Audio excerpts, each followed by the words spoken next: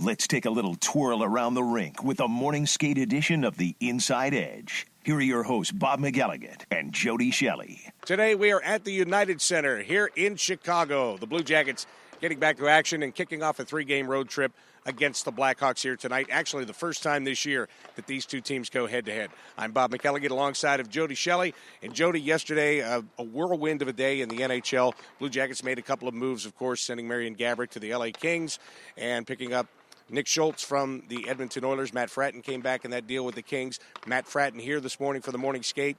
Schultz still not in yet, but expected to be here for the game tonight. Yeah, he should be here. And you got a veteran D. You got an NHL player, two of them actually in these trades. So if you sit back and look at it, I know people probably got emotional. Thought maybe initially, we didn't get much for Gaborik, blah, blah, blah. Listen, you got two NHL hockey players, and one of them has been around a while. And he's an established guy in the league in Schultz. He's going to bring a little bit of veteran presence to our D-core, and it's a nice addition. And in Fratton, he's a guy who's excited to be here. I spoke to him on the bus today. He was sitting with Corey Trop right behind me, and he's excited. He couldn't really fit in L.A. There was no real spot for him on a Stanley Cup winning team that's been together for 3 years. The same coach, he likes his formula. It's tough to get in there and crack that. So for him, he's excited for the opportunity here he has with the Columbus Blue Jackets going forward. It's funny you say he was sitting with Corey Trop, because I would imagine that those are two guys that might wind up battling for some playing time here. Difference being Corey Trop has a contract that extends through next year. Matt Fratton, the organization, is probably going to want to figure out what they have and give him some chances here to show what he's got. Well, that's interesting, because if you're the coach, Todd Richards, tonight, what do? You have Corey Trop, who's been waiting to play. You have Blake Como, who's been waiting to play. Gaborik is shipped out, so there's a spot definitely tonight. But you also picked up Fratton, who now is an acquisition in a trade. So now there's a decision to be made. Are we going to see Fratton debut tonight, or are we going to see one of the guys who've been waiting and working get back in this lineup in Chicago? Well, this would be a guess, total guess. I'm not a coach, but I will play one on this podcast right now. Corey Trop was playing so well before he got taken out of the lineup, and he just got displaced because Marian Gaborik was available. He was playing very well with Derek McKenzie and Mark Letestu.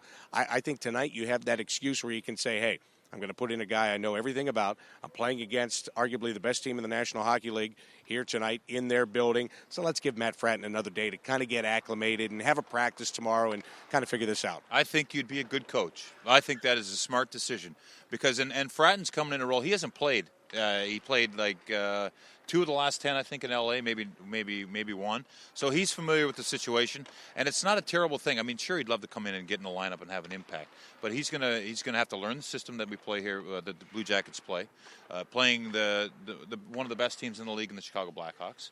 And I think, that maybe I overthought that. Why don't we ask Rob Mixer, who's sitting right in front of us. Rob, come over here for a second. While Rob makes his way up here. Rob is our, why don't you describe what you do for the team? Hi, guys. That's a great comment. This is why he writes. Yeah, that's exactly why I write. So Rob's in charge of our Twitter feed. You did a great job yesterday. You guys did a great job yesterday. I know you traveled post-deadline, but tell us about your day. You go into the trade deadline day, and things I didn't know as a player you take a lot for granted. But these guys, I think there was 3 or 4 of you that were busy all the last 24 hours. Why don't you walk us through yesterday and the day before? And don't forget about your packing situation, too, when you're telling this story.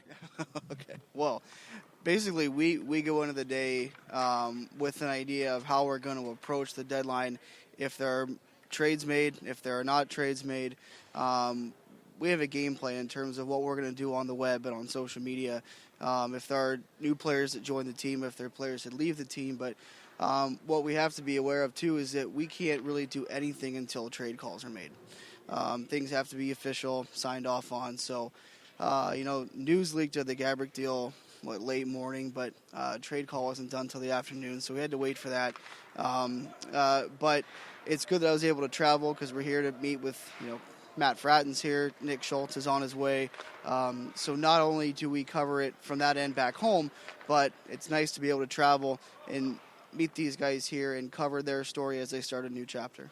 But again, he had to pack a bag. He didn't know if he was coming on the trip or not until there was enough deals made to know. So it's just like, and you've dealt with this, like you're in a playoff series and it's an elimination game. And do you pack the bag and take it? Do you take the bag to the rink? What do you do? Do you have it or not have it? Right, so you did that. So you packed your bag in the morning, went to the rink, waited for the trade. Now, it's interesting to me, you just mentioned, so you know information. You're sitting in the office, you can see a buzz or you hear something happening, but you have to hold that to your vest until they clear you to tweet it.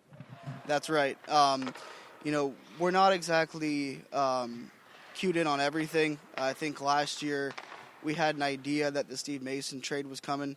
We had no idea about the Marian Gaborik deal last year. That kind of came together pretty quickly, and we were caught off guard by that about 20 minutes before the deadline. So that kind of tests you, when a big trade like that happens and you're scrambling to get information, you're scrambling to get photos, you're contacting the other team for stuff, you're pulling everything you can on the guy, highlights, so we kind of put that into motion pretty quickly. This time it wasn't as active, which isn't a bad thing, but thanks to Yarmo for making one more deal to help me get on the road trip.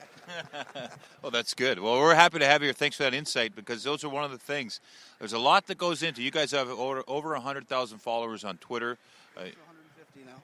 Almost 150,000 followers. What is it? At NHL? At Blue Jackets NHL. At Blue I follow you. So at Blue Jackets NHL. And great information, and we appreciate what you do. It's nice to have you in Chicago. Thanks, guys. Appreciate it. All right, Rob, thanks. Let's talk about the Chicago Blackhawks team right now. Before we started this, Jody looked at me and he said, I'm not sure about their goaltending situation, which made me laugh because every year it seems to be the same thing with the Chicago Blackhawks. Every year you go, it's Antti Niemi. I'm not sure about their goaltending. I don't think they have the goaltending to win it. Boom, goes out, wins a cup, leaves. Then a couple of years ago, Corey Crawford, I don't think he can win a cup. I don't think, boom, wins a cup. So now these guys that don't seem like they're cup-worthy goaltenders all of a sudden have a ring. Isn't that funny, though? Because there's a team with a lot of superstars here. They have great coaching, obviously. And so you look for a hole. Crawford isn't a big – how do you get a big name? Well, you win a Stanley Cup, and then you have to still prove it, though. And maybe I don't know enough about this team I don't watch. But after I thought about it, I made that comment quickly. But, boy, I think back to the series that he's had. He's played very well. He's an elite goalie in the NHL. Yeah, but you're not the only one. I think that comes up with so many people about that. But I just find it funny that even though guys like Niemi and Crawford have won a Stanley Cup, people still don't look at them like a Dominik Hasek or a Nikolai Khabibulin, right, who won one. They just don't seem like they get that same kind of respect. Yeah. And you look at a guy like Pekka Rinne, who hasn't won the cup, but boy, he's a hot commodity. He's like, oh yeah, they have Pekka Rinne, or anyone would be like, oh yeah, they got Pekka Rinne. They got good goaltending. So it's an interesting position, and I don't know. Maybe it's just you want to watch them practice here this morning and find one negative thing about them to give yourself a little confidence. Maybe that's what I did early. Well, let's just wrap that part up by saying this. There were, 6 or 7 goaltenders moved or whatever in the last couple of days. The Chicago Blackhawks did not pick one up. There you go. That's why we're doing podcasts. They did pick up David Rundblad from the Phoenix Coyotes, though. So this team, they feel really good about themselves because they made just a minor tweak.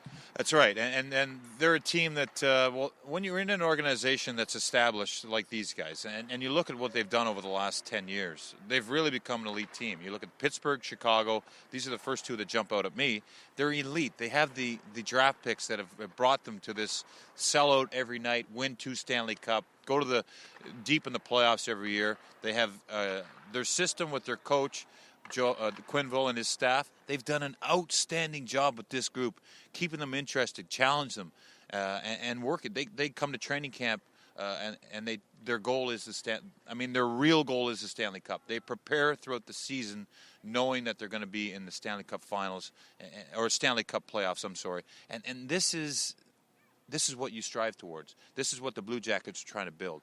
But it's so fun for the Columbus Blue Jackets to come in here tonight and go against this team. They know they're very familiar with them. You said it's the first time we've been here all year. That's incredible, and it's just fun. You want to go for one of the teams that think they're the best and create some disruption. So I think the Jackets are ready for this task tonight. And I think there are some guys in that dressing room that feel if they would have gotten into the playoffs instead of Minnesota last year, they may not have beaten the Chicago Blackhawks in that first-round series, but I think they feel like they would have given them a better run for their money. Well, that's absolutely right. I don't think there's one team in the NHL that wanted to play the Columbus Blue Jackets and what they were doing all around the league, East Coast, West Coast, North and South. They were taking points from every team in the league.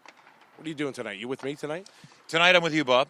All right, so Jody and I will be on radio tonight, and let's see, it's an 8 o'clock start back in Columbus. We are in the Central Time Zone. You are in the Eastern Time Zone. So 8 o'clock start for this game tonight. Blue Jackets and the Blackhawks, game one of a 3-game road trip for the Blue Jackets starts here tonight. For Jody, Shelley, I'm Bob McElligott.